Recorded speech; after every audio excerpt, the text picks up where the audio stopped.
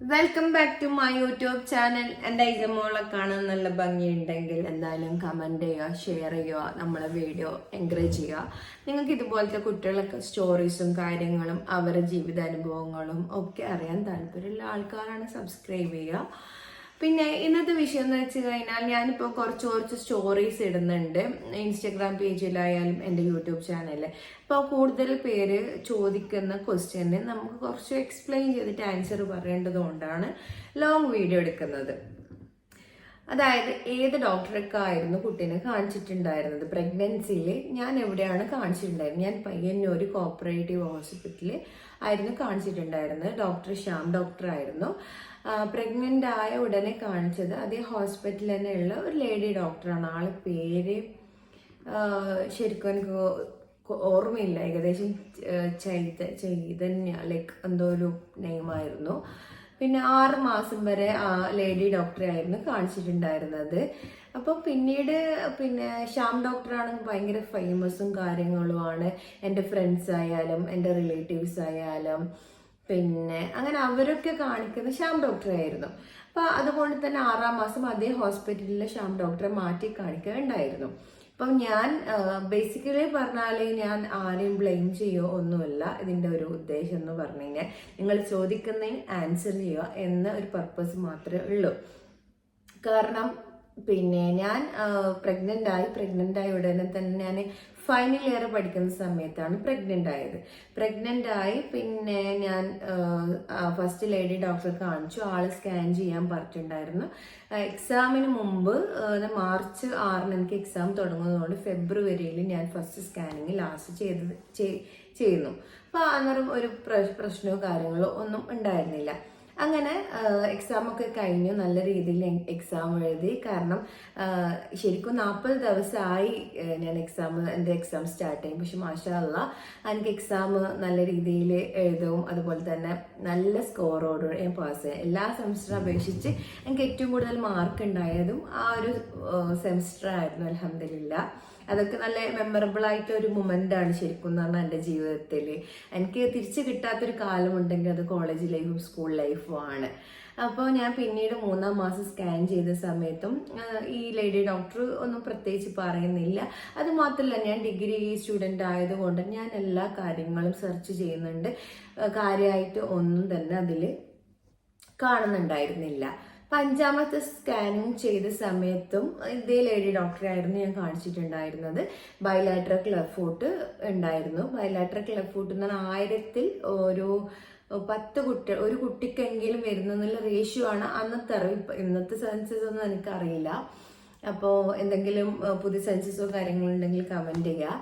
അങ്ങനെ കാണിക്കുകയുണ്ടായപ്പോൾ നമുക്ക് ഭയങ്കര ടെൻഷനായപ്പോൾ വേറെ ഏതെങ്കിലും ഡോക്ടറെ കാണിക്കണം, വേറെ ഏതെങ്കിലും സ്കാൻ ചെയ്യണം എന്നൊക്കെ ഒരു ചിന്തകൾ ആ സമയത്ത് ഉണ്ടായിരുന്നു. പിന്നെ ഇവളെ ഫാദറിന്റെ ഫാമിലി പറഞ്ഞു വേണ്ട, നമുക്ക് ശ്യാം ഡോക്ടറെയും കൂടെ കാണിക്കാന്ന് പറഞ്ഞ് അങ്ങനെ നമ്മൾ എന്താക്കി, അതൊക്കെ ഒരു റെഡി ആവുന്നില്ല കോൺസെപ്റ്റിൽ കൂടുതൽ നെറ്റോ കാര്യങ്ങളോ സെർച്ച് ചെയ്യേണ്ട ടെൻഷൻ വരും എന്ന് പറഞ്ഞിട്ട് ഞാനാണെങ്കിലും സെർച്ച് ചെയ്തിട്ടില്ല.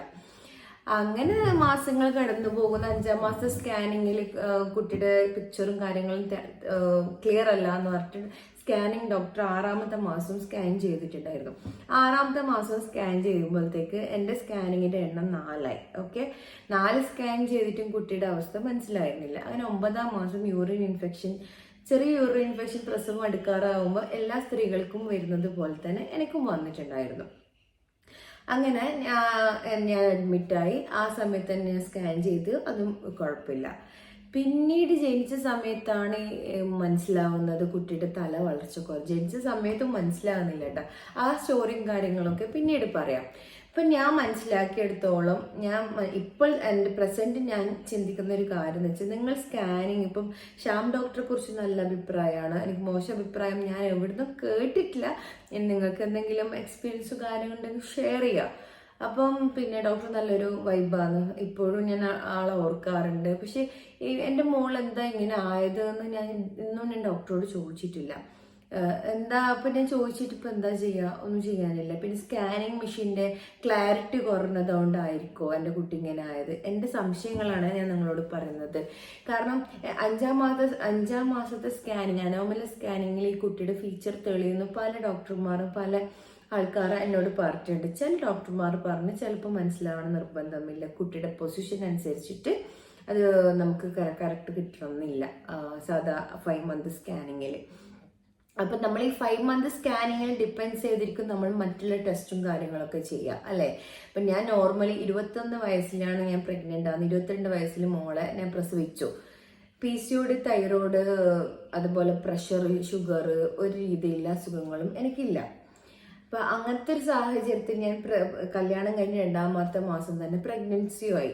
സ്വാഭാവികം ഞാൻ നല്ല ഏജിലാണ് പ്രഗ്നന്റ് ആവുന്നത്. അപ്പൊ ഇത്രയും അതായത് ഞാൻ പറഞ്ഞു എന്ന് വെച്ച് കഴിഞ്ഞാല് ഇന്നും എനിക്കത് മനസ്സിലാവുന്നില്ല.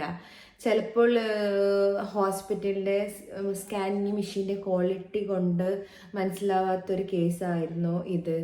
അല്ല മൈക്രോസെഫാലി 5th മന്തിൽ ഡിറ്റക്ട് ചെയ്യാൻ പറ്റാത്തൊരു കണ്ടീഷനാണോ മൈക്രോസെഫാലി എന്ന് ഇന്നും എനിക്കറിയില്ല.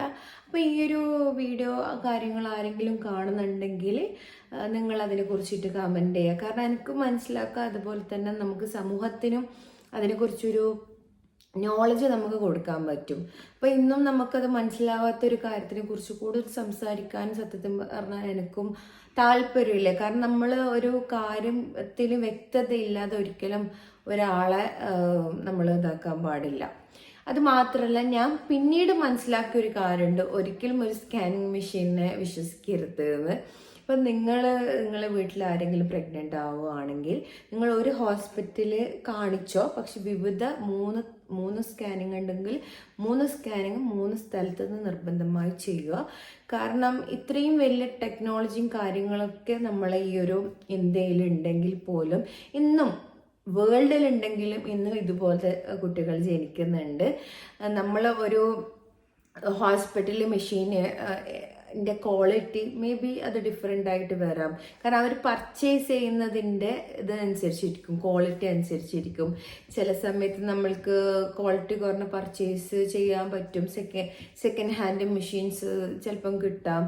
അപ്പോൾ നമുക്കതൊന്നും ആരും വിശ്വസിക്കാൻ പറ്റൂല. സോ നിങ്ങൾ ആ ഒരു ഇത് നിങ്ങൾ തന്നെ ശ്രദ്ധിക്കുക. പിന്നെ കൂടുതലായിട്ട് എന്തെങ്കിലും പ്രശ്നങ്ങൾ നിങ്ങൾ കാണുവാണെങ്കിൽ നേരത്തെ തന്നെ കൂടുതൽ സ്റ്റഡീസ് നടത്തുക ഇതിനെക്കുറിച്ചിട്ട്. ഒരുപാട് ടെസ്റ്റും കാര്യങ്ങളൊക്കെ ഉണ്ട്. അപ്പം നിങ്ങൾ അതിനെക്കുറിച്ചിട്ട് നല്ല ബോധവാന്മാർ ആവണം. കാരണം നമ്മൾ ഇനിഷ്യൽ സ്റ്റേജിൽ നിന്ന് ബ്ലഡ് ടെസ്റ്റ് ഉണ്ട്, അതുപോലെ തന്നെ പിന്നെ 3-ാം മാസത്തിൽ വേറൊരു ടെസ്റ്റ് ഉണ്ട്, പിന്നെ അബ്നോയിഡിക് ഫ്ലൂയിഡ് ടെസ്റ്റ് ഉണ്ട്. അങ്ങനെ പല കുട്ടിയുടെ MRI പോലും കിട്ടുന്ന രീതിയിലുള്ള സ്കാനിങ്ങും അതുപോലെ അതിൻ്റെ ടെസ്റ്റും കാര്യങ്ങളും ഇന്ന് അവൈലബിൾ ആണ്. കുറച്ചും കൂടി പ്രഗ്നൻസിക്ക് ആഗ്രഹിക്കുന്ന ആൾക്കാരുണ്ടെങ്കിൽ നിങ്ങൾ നല്ലോണം കെയർ ചെയ്യുക.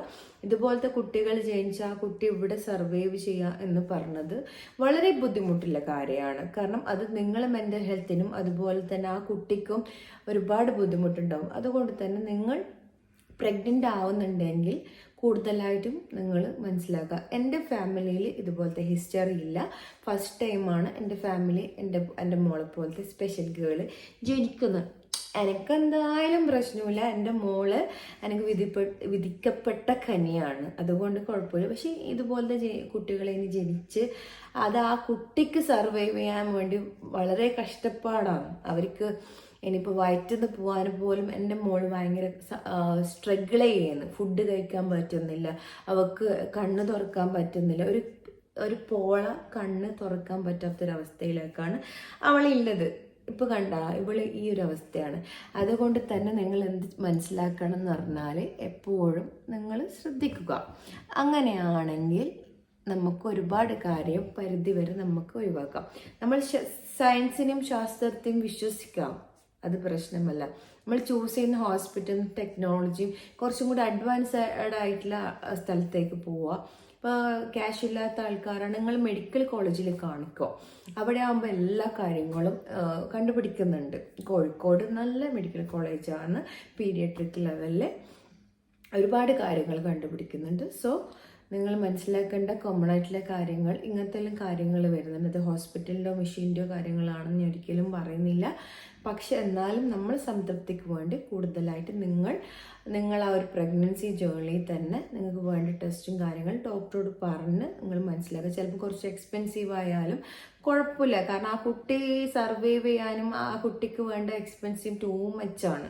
അതിനെക്കാട്ടും നല്ലല്ലോ 2-3 ലക്ഷം രൂപ പ്രഗ്നൻസി ടൈമിൽ ചിലവായാലും കുഴപ്പമില്ല. കാരണം ലൈഫ് ടൈം ഇതുപോലത്തെ കുട്ടീനെ നോക്കാൻ ഇവർക്ക് വേണ്ടിയിട്ടുള്ള കാര്യങ്ങൾ ചെയ്യുക എന്ന് പറയുന്നതും മോസ്റ്റ് എക്സ്പെൻസീവ്. അപ്പോൾ ഒരു ബുദ്ധിമുട്ടില്ല. ഞാൻ എൻ്റെ പാരൻസിന് സപ്പോർട്ട് ഉണ്ടായതുകൊണ്ട് അൽഹംദുലില്ലാ ഇങ്ങനെ പോകുന്നുണ്ട്. പക്ഷെ ഇത്രയും സപ്പോർട്ട് ഇല്ലാത്ത ആൾക്കാർ എന്താ ചെയ്യുക? അതുകൊണ്ട് നിങ്ങളുടെ പ്രഗ്നൻസി ടൈം നിങ്ങളൊന്ന് ശ്രദ്ധിക്കുക. Okay guys, bye. In next questions ആയിട്ട് നിങ്ങൾ വരും, അതുപോലെ അതിൻ്റെ മറുപടി ആയിട്ട് ഞാനും വരും.